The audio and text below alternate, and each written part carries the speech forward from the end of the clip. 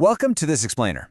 Imagine, if you will, reading a highly detailed, incredibly specific account of a man's trial, his execution, and his eventual burial.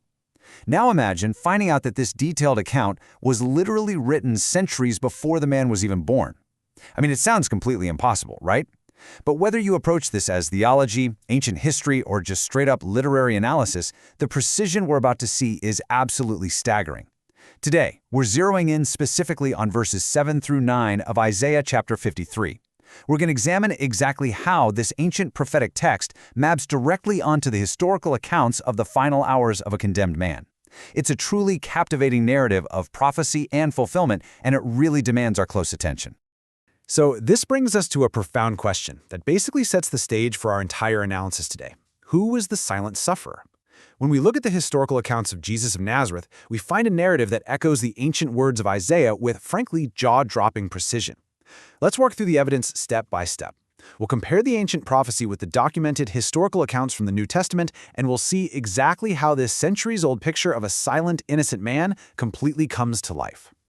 Section 1. The Silent Lamb. In basically any ancient or modern judicial setting, the sheer anomaly of a prisoner remaining completely silent before his judges is striking. Human nature literally screams for us to defend ourselves, right? Especially against false charges. Yet, as we'll see, silence is a defining characteristic of this specific narrative.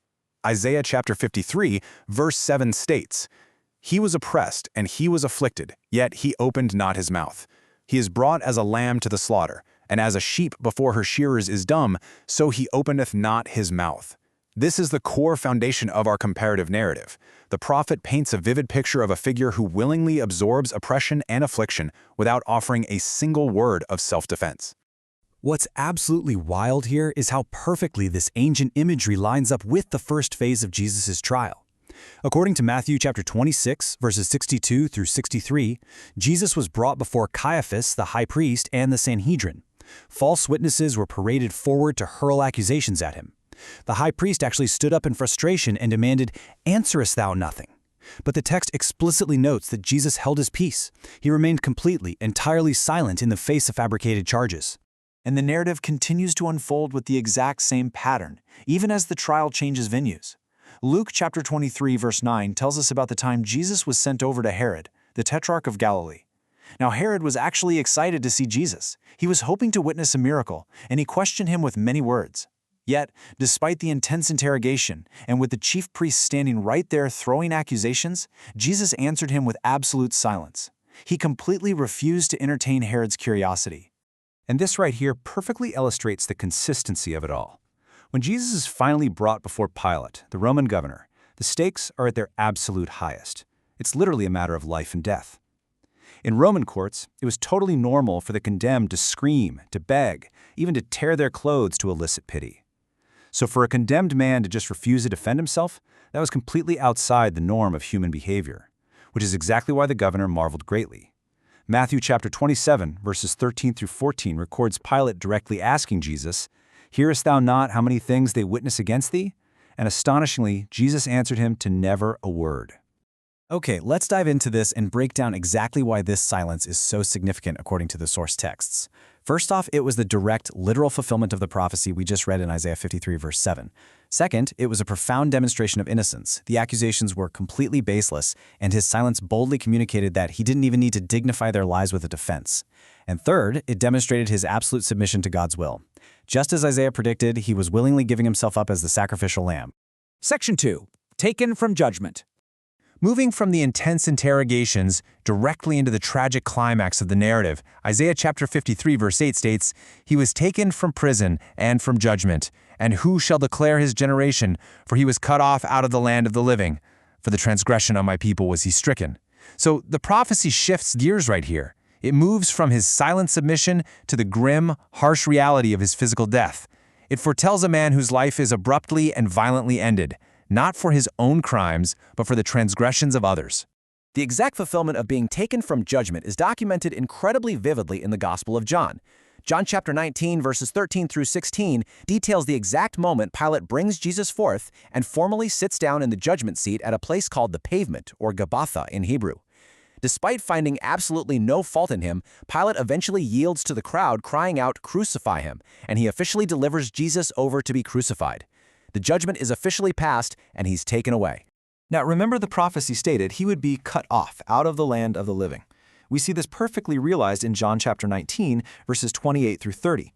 Knowing that all things were now accomplished to fulfill the scripture, Jesus receives the vinegar, utters his final words, "It is finished," bows his head, and gives up the ghost. The tragic fulfillment of his death is complete. He is cut off from the living, stricken for the transgressions of the people, exactly as Isaiah wrote centuries before. Section 3. A grave with the wicked. The aftermath of an execution in the ancient Roman world was usually pretty predictable, right? But here we see a profound paradox. Isaiah chapter 53 verse 9 states, "And he made his grave with the wicked and with the rich in his death, because he had done no violence, neither was any deceit in his mouth." I want you to notice the inherent contradiction in the first half of that verse. Think about it. How can someone's grave be with the wicked, yet also with the rich in his death? Let's take a look at how the historical texts resolve this massive puzzle. The sources actually explain this apparent contradiction beautifully. The phrase grave with the wicked doesn't necessarily mean sharing the exact same physical hole in the ground as other criminals. Rather, it signifies the sameness of condition. He willingly yielded himself to die like a malefactor, a sinner, hung right between two actual thieves. Yet, paradoxically, he was with the rich in his death. Matthew chapter 27, verse 57, and Mark chapter 15, verse 43 explicitly record that a rich and honorable man named Joseph of Arimathea stepped forward to claim the body, placing Jesus in his own newly hewn sepulchre. So he died the death of the wicked, but was entombed with the wealthy. This specific detail, a wealthy burial for an executed state criminal, is so historically anomalous that it makes this centuries-old textual alignment incredibly hard to dismiss as just mere coincidence. Section 4, Perfect Innocence. So the crucial point is, we need to look at the final proof of his innocence as declared in the remainder of that verse. Why on earth was this silent sufferer granted such an honorable burial? Well, the prophecy stated it was because he had done no violence, and we find a striking fulfillment of this during his very arrest. According to Matthew chapter 26, verses 51 through 54, when one of his followers drew a sword and struck a servant of the high priest, Jesus immediately rebuked the violence. He commanded the sword be put away, noting that he could easily call down legions of angels if he wished, but that doing so would contradict the scriptures. Furthermore, Luke chapter 22, verse 51, records that Jesus actually touched the servant's ear and completely healed him. There could be absolutely no legitimate accusation of physical violence against him. And the final prophetic marker here is neither was any deceit in his mouth. Matthew chapter 26, verses 59 through 61, shows the chief priests and the entire council actively, desperately searching for false witnesses to put him to death. But they found none. Even when many false witnesses came forward, they couldn't even piece together a consistent, validating lie against him.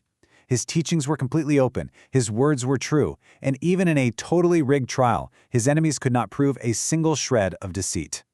And so we arrive at the completion of the picture.